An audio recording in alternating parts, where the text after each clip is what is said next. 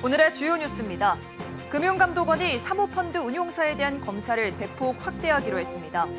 홈플러스 사태와 롯데 손해보험 논란 이후 사모펀드의 구조적 리스크에 대한 우려가 커지는 가운데 대주주가 사모펀드인 일부 금융사들도 긴장하는 분위기입니다. 지난해 SK E&S와 합병하며 대형 에너지 기업이 된 SK 이노베이션이 28일 중간 인사를 단행했습니다. 새로운 경영진은 리밸런싱 운영과 개선을 통해 실적 개선에 힘쓸 것으로 전망됩니다. 오늘 한국은행이 기준금리를 인하하고 성장률 전망치를 대폭 하향 조정했습니다. 경기 전망은 그 어느 때보다 먹구름이지만 주택담보대출 시장은 낮아진 기준금리 영향으로 또다시 출렁일 것으로 보여 가계부채관리에 비상등이 켜졌습니다. 현대모비스가 경북 경주에 AS 부품 통합 물류센터를 열었습니다. 국내 물류 거점을 통합해 공급망 효율을 높이고 안정적인 부품 수급 체계를 강화하려는 조치입니다.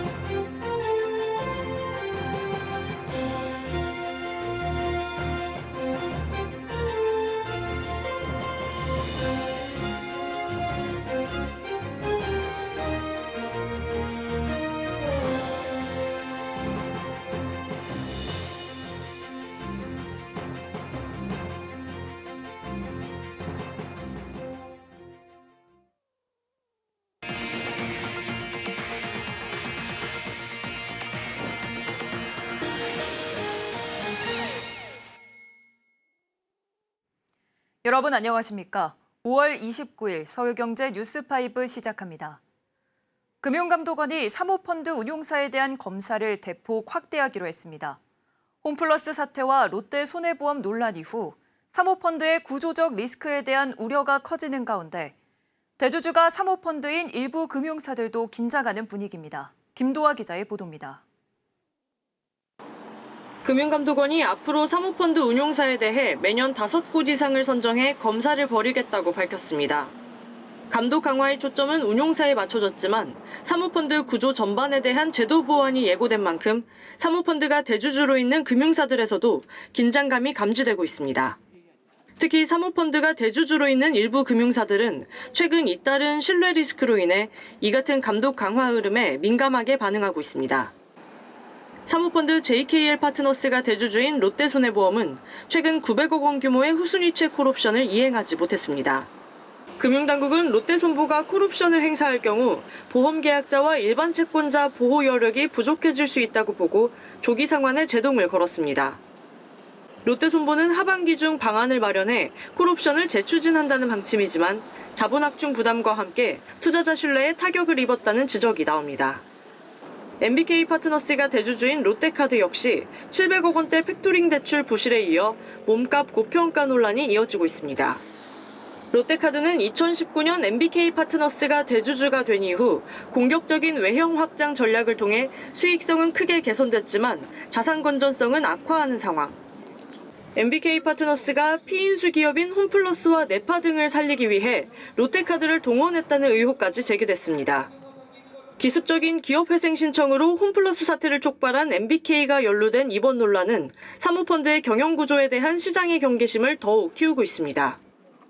전문가들은 사모펀드 구조 자체가 장기 안정성과 공공성이라는 금융업의 특성과 충돌할 수 있다고 지적합니다. 금감원의 이번 조치는 운용사에 대한 감독 강화지만 시장에선 사모펀드 구조의 더 높은 투명성과 책임을 요구하는 목소리가 높아지고 있습니다. 서울경제TV 김도아입니다. 지난해 SK E&S와 합병하며 대형 에너지 기업이 된 SK 이노베이션이 28일 중간 인사를 단행했습니다. 실적 악화에 따라 그룹 차원에서 이례적으로 중간 인사를 결정한 것으로 분석되는데요. 새로운 경영진은 리밸런싱과 운영 개선을 통해 실적 개선에 힘쓸 것으로 전망됩니다. 김효진 기자입니다.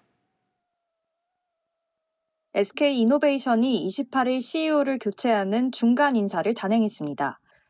추영욱 SK이노베이션 ENS 사장을 신임 대표이사에 장용호 주식회사 SK 대표이사를 SK이노베이션 총괄사장에 선임했습니다. 기존 박상규 대표이사의 역할을 2명이 나눠 수행하는 겁니다. SK이노베이션은 보통 연말에 인사를 단행하는데 이례적으로 중간 인사를 단행했습니다.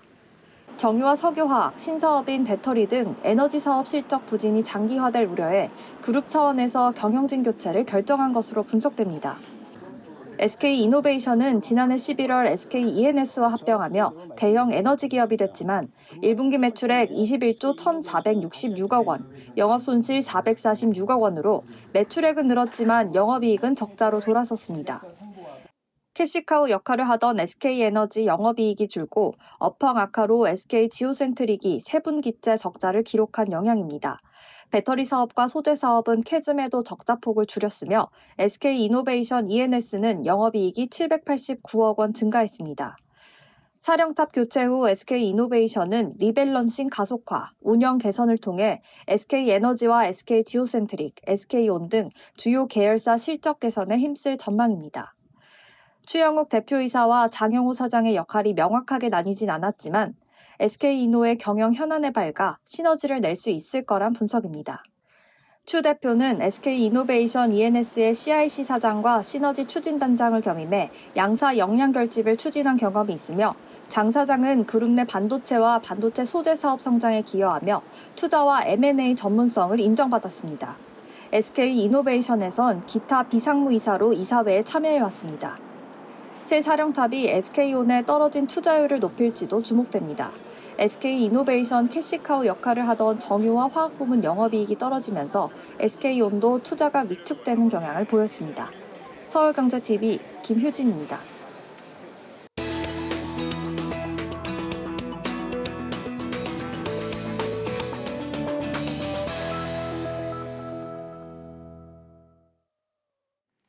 오늘 한국은행이 기준금리를 인하하고 성장률 전망치를 대폭 하향 조정했습니다. 경기 전망은 그 어느 때보다 먹구름이지만 주택담보대출 시장은 낮아진 기준금리 영향으로 또다시 출렁일 것으로 보여 가계부채 관리에 비상등이 켜졌습니다. 관련해서 금융증권부 이연아 기자와 알아보겠습니다. 안녕하세요. 안녕하세요. 네, 오늘 한국은행 금융통화위원회가 기준금리를 0.25%포인트 인하했습니다. 지난달에는 동결했는데 이번 달 금리 인하를 단행한 이유는 뭘까요? 한국은행은 현재 커지는 경기 하방 압력을 완화하기 위해서 기준금리 인하 카드를 꺼내 들었습니다. 한국은행 금융통화위원회가 오늘 오전 통화정책방향회의를 열고 기준금리를 0.25%포인트 인하하면서 2.75% 기준금리가 연 2.5%로 내려갔습니다. 지난해 10월 0.25%포인트 금리 인하 단행과 함께 시작된 금리 인하기에 진행된 네 번째 금리 하향 조정입니다. 금통위원 전원 만장일치로 금리 인하를 결정했습니다. 네, 한은이 기준금리 추가 인하 가능성까지 열어둔 이유는 코로나19 이후 최악 수준으로 내려간 경제 성장률 전망치 때문이라고요. 네, 일단 한해는 수정경제 전망에서도 올해 성장률 전망치를 기존 1.5%에서 0.8%로 절반 수준의 하향 조정을 했습니다. 지난 2월 전망보다 무려 0.7%포인트 대폭 낮춘 겁니다. 성장률 전망치 흐름을 살펴보면 5년 만에 최대폭 하향 조정입니다. 과거 코로나19 시기 2020년 8월 전망치를 마이너스 0.2%에서 마이너스 1.3%로 1.1%포인트 낮춘 바 있습니다. 내수 부진이 점차 완화되겠지만 그 속도가 당초 예상보다 더디고 수출 둔화폭이 확대될 것으로 예상됨에 따라 GDP 갭률의 마이너스 폭도 커질 것으로 판단합니다. 네, 그럼 앞으로 기준금리 인하가 더 단행될 수도 있을까요? 네, 일단 이미 한은 금통위는 내부적으로 예상했던 것보다 이제 상황이 좋지 않다 이렇게 판단을 하고 있고 이에 따라서 금리 추가 인하 가능성을 열어뒀습니다. 다만 내부적으로 염두한 최종 금리 수준은 공개하지 않았습니다. 이창용 한국은행 총재는 금통위 회의 직후 간담회를 열고 금통위원 의견을 공개했습니다. 이 총재는 금통위원 6명 중 4명은 향후 3개월 내에 현재 연 2.5%보다 낮은 수준으로 금리를 인하할 가능성을 열어둬야 한다는 의견을 제시했다고 밝혔습니다. 또 시장에서는 이미 향후 이 기준금리가 한두 차례 더 내릴 것으로 전망하고 있습니다. 네, 한은은 경기 부양을 기대하고 기준금리 인하를 단행했지만 부동산 시장과 주택담보대출 흐름은 좀 심상치 않다고요? 네, 이 총재는 이번 기준금리를 0.5%포인트 B컷 인하를 결정하지 않은 이유에 대해서도 설명을 했었는데요. 이 B컷으로 금리를 빨리 낮추면 이 집값 상승 등 부작용 우려를 지목하기도 했습니다. 시장에서는 서울과 수도권 등 선호 지역 구매 심리가 여전하다는 점과 금리 인하가 맞물리면서 주택시장 단기 거래 증가를 전망하고 있습니다. 또 오는 7월 3단계 스트레스 DSR 시행을 앞두고 대출 막차를 타려는 수요가 맞물리면서 주담대 증가폭이 커질 것으로 전망됩니다.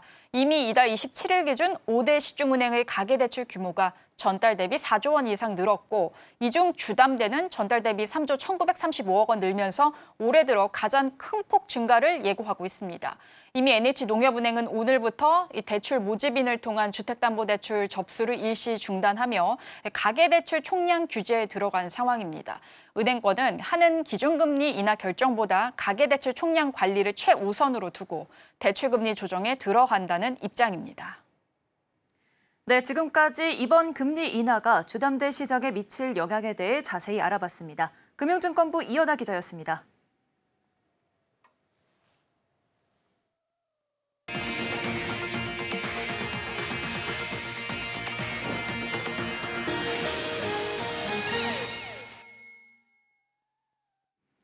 현대모비스가 경북 경주에 AS 부품 통합 물류센터를 열었습니다. 국내 물류 거점을 통합해 공급망 효율을 높이고 안정적인 부품 수급 체계를 강화하려는 조치입니다. 수익성이 높은 AS 부분을 중심으로 국내외 물류 운영 기반을 정비하는 데 속도를 내는 모습입니다. 이혜란 기자입니다. 현대모비스가 AS 부품 공급망 강화를 위해 경북 영주의 영남 물류센터를 구축했습니다. 이 센터는 경주 외동, 냉천, 경산 등에 분산돼 있던 기존 물류 거점을 통합한 형태로 아산 물류센터와 함께 내수용 AS 부품 공급을 담당하는 양대 허브 체제를 형성하게 됐습니다. 부지 면적은 축구장 11개 규모. 이곳에서 현대모비스는 현대차 기아 152개 차종에 대해 약 17만 5천 개 품목의 부품을 관리하게 됩니다. AS 부문은 현대모비스의 안정적인 수익 기반으로 꼽힙니다. 지난해 기준 모듈 핵심 부품 부문은 45조 1,519억 원 매출에도 425억 원의 영업 손실을 기록한 반면 AS 부문은 12조 851억 원 매출에 3조 1,160억 원의 영업이익을 냈습니다. 영업이익 기여도 기준으로는 AS 부문이 101.4%에 이릅니다. 교보증권 보고서에 따르면 현대모비스의 AS 부문 해외 매출 비중은 65% 수준. 올해 글로벌 자동차 산업은 관세 인상 등 대외 변수로 신차 판매 둔화가 예상되는데 노후 차량 증가와 차량 보유 기간 연장은 AS 부품 수요에는 더 긍정적으로 작용할 거란 전망입니다. 현대모비스는 국내에선 영남, 아산, 울산, 해외선 북미, 유럽, 중국 등 54개 글로벌 거점을 통해 공급망 효율화를 추진 중입니다. 태국의 AS 사업 법인 설립도 검토하고 있습니다. 이 같은 내외부 공급망 정비는 향후 AS 부문 운영 안정성과 수익성 유지에 일정 부분 기여할 것으로 보입니다. 서울경제TV 이혜란입니다. 건설 경기 침체 속 GS건설이 친환경 에너지와 플랜트 중심으로 사업 전환에 나섰습니다. 기술 협력과 자회사 매각을 병행하며 수익성 회복과 구조 재편을 동시에 꾀하고 있습니다. 이지영 기자입니다. GS건설이 건설 경기 악화로 수익성이 저하되자 에너지 플랜트 분야로 사업 비중 전환을 시도하고 있습니다. GS건설은 어제 미국 산업자동화 기업 하니엘과 플랜트 사업의 디지털 전환, 에너지 효율 극대화, 탄소 배출 저감 등을 골자로 한 업무 협약을 체결했습니다. 이번 협약으로 스마트 플랜트를 구축하고 친환경 EPC 역량을 확보한다는 전략입니다. 그간 잘해온 석유화학 EPC 수행 역량을 바탕으로 친환경 에너지 사업에 적극적으로 나서겠다는 겁니다. 지난해 말에는 발전, 환경, 신재생에너지 부분을 플랜트 사업본부로 통합하며 에너지 전환 중심의 사업 재편에 속도를 냈습니다. 악화된 재무구조 개선을 위해선 2조 원 규모로 추정되는 수처리자 회사 GS 이니마 매각 추진과 현장 공사비 인상에 나서고 있습니다. 증권업계에서는 GS 이니마 매각을 통해 별도 기준 부채 비율을 1분기 말 212%에서 160%대까지 낮출 수 있을 걸로 보고 있습니다. 여기에 최근 메이플자이와 철산자이 더 헤리티지에서 공사비를 인상하며 거둬들인 1,308억 원 또한 2분기 실적에 반영되며 수익성 회복에 힘을 보탤 걸로 기대됩니다. 서울경제TV 이지영입니다. 유통업계의 불황이 장기화되는 가운데 이랜드그룹의 유통계열사인 이랜드 리테일이 대대적인 사업 재편에 나섰습니다. 적자 누적과 수익성 악화 속에 점포를 줄이고 편의점 사업에는 손을 떼기로 하는 한편 본업 경쟁력 향상에는 박차를 가하고 있습니다. 이혜연 기자입니다.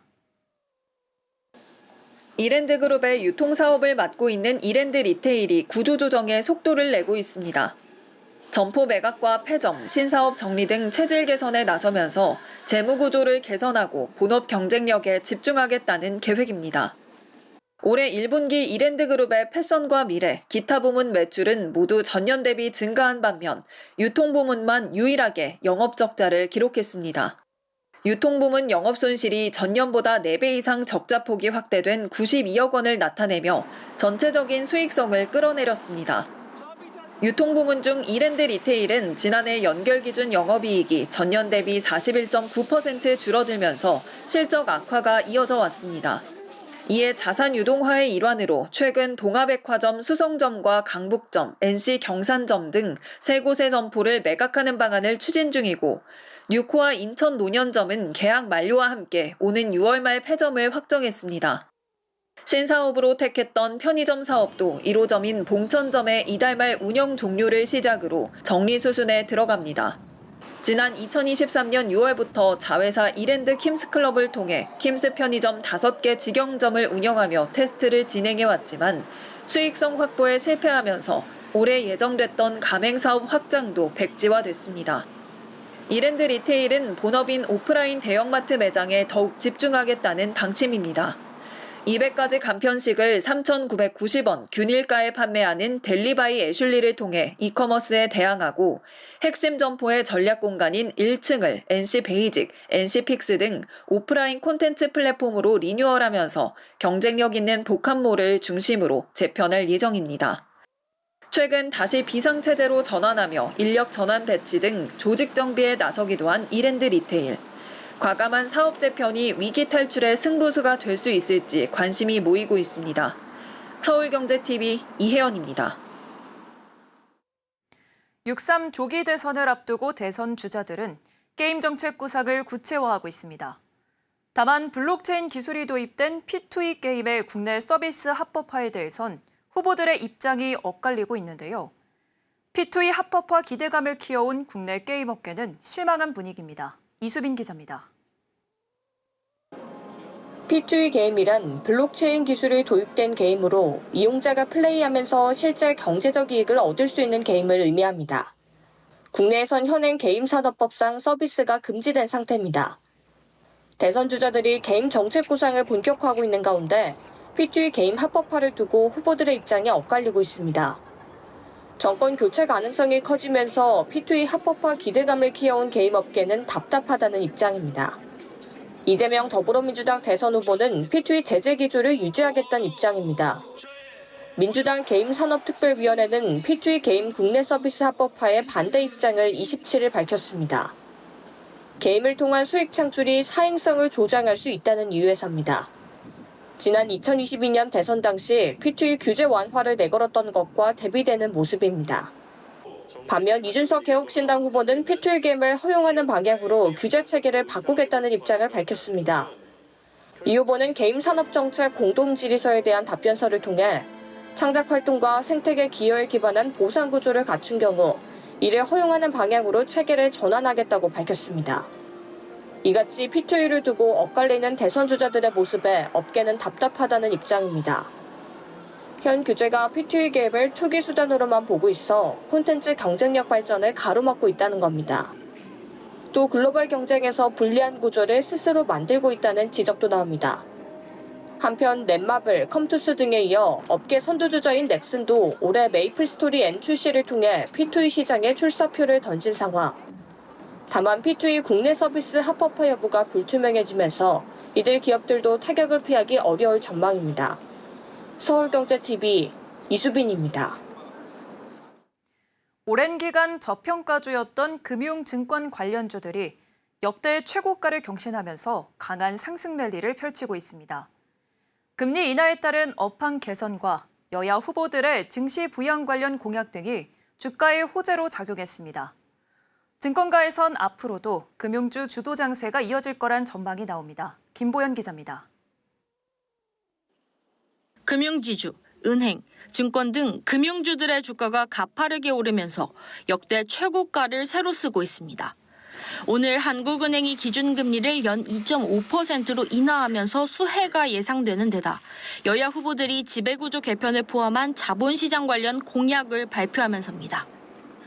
미래에셋증권 주가도 장중 한때 상한가를 터치하며 전거래일보다 23.2% 오른 16,560원에 장을 마감했습니다. 상상인증권은 오전 중 상한가로 치솟아 마감까지 이어졌습니다. 두 종목 모두 52주 신고가를 경신했습니다. 대신증권과 DB증권, 한국금융증권도 10% 안팎으로 급등했고 NH투자증권, 키움증권, 삼성증권도 5% 넘게 올랐습니다. 우리금융지주, 하나금융지주도 나란히 장중 52주 신고가를 경신하며 상승 마감했습니다. KB금융은 현대차와 한화에어로스페이스를 밀어내고 시가총액 5위로 올라섰습니다. 이렇듯 업종 전반의 강세가 두드러지는 모습입니다. 한국거래소가 업종별로 산출하는 KRX 지수 가운데 금융증권 관련주를 모은 KRX증권과 KRX은행은 올해 들어 각각 50.4%, 19.6%씩 올랐습니다. 같은 기간 13.4% 오른 코스피를 웃도는 성과입니다. 호실적을 바탕으로 주주 환원 여력이 크다는 점과 외국인 투자자의 집중 매수세도 주가를 밀어올리는 요인으로 작용하는 모습. 증권가에서도 오랜 기간 주식시장에서 대표적인 저PBR주로 꼽혀온 이들 종목에 대한 목표 주가를 상향하며 주가 상승 여력이 크다고 판단하고 있습니다. 서울경제TV 김보연입니다. 법원이 1심에 이어 2심에서도 삼성물산이 미국계 헤지펀드 엘리엇에 267억 원의 약정금 반환 지연 손해금을 주지 않아도 된다고 판단했습니다. 재판부는 원고의 주장이 1심과 크게 다르지 않고 1심의 사실 인정과 판단은 정당한 것으로 보인다며 엘리엇 측의 항소를 기각했습니다. 앞서 엘리엇은 2015년 진행된 삼성물산과 제일모직 합병에 반대하며 주식 매수 청구권 행사 신청을 한 바 있습니다. 엘리엇은 지난해 267억 원의 지연 손해금을 추가로 받아야 한다며 또다시 소송을 냈습니다. 그러나 1심은 삼성물산이 엘리엇에 주식 매수 대금 원금만 지급하면 되고 지연 손해금까지 줘야 할 필요는 없다며 삼성 측 손을 들어줬습니다. 코스피가 약 9개월 만에 2,700선을 회복했습니다. 인공지능 반도체 대장주 엔비디아의 호실적과 미국 연방법원이 도널드 트럼프 미국 대통령의 상호 관세에 제동을 걸었다는 소식이 긍정적으로 작용한 것으로 풀이됩니다. 미국 정부의 관세 정책 기조가 이어질 경우 우리나라 산업 가운데 자동차가 가장 큰 타격을 입을 것이라는 분석이 나왔습니다. 한국은행이 29일 공개한 미국 관세 정책의 품목별 수출 영향 보고서에 따르면 자동차의 경우 국내 총생산 재화 수출 기준으로 0.6%, 대미국 수출 기준으로 4% 각각 감소할 것으로 예상했습니다. 저비용 항공사들이 일반 이코노미석보다 넓은 공간과 다양한 서비스를 제공하는 프리미엄 이코노미 좌석을 늘리고 있습니다. 대형 항공사의 비즈니스석처럼 서비스를 고급화하면서 가격은 일반 이코노미보다 약간 높은 수준으로 책정해 중간 고객층을 끌어들이려는 전략으로 풀이됩니다. 국내 생수 시장 1위 제품인 제주 삼다수의 유통판권이 시장에 나옵니다. 삼다수는 광동제약이 위탁 판매를 하고 있는데 오는 12월 계약이 종료돼 매출 하락이 불가피할 전망입니다. 서울경제 뉴스5 저희가 준비한 소식은 여기까지입니다. 함께해 주신 여러분 고맙습니다.